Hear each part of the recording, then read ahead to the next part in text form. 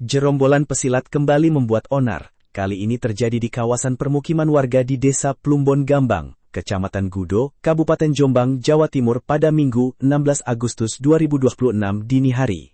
Rombongan peserta konvoi yang diduga berasal dari salah satu perguruan silat terlibat bentrokan dengan warga setempat.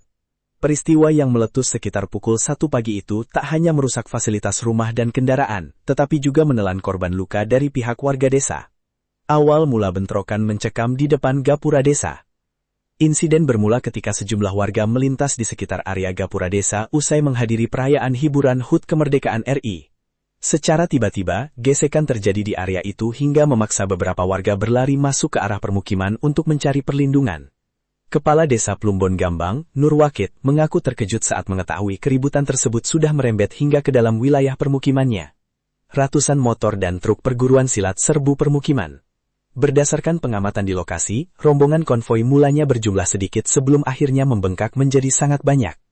Nur Wakit menuturkan bahwa masa konvoi datang memadati jalanan dengan mengendarai ratusan sepeda motor, serta sedikitnya 3 unit truk.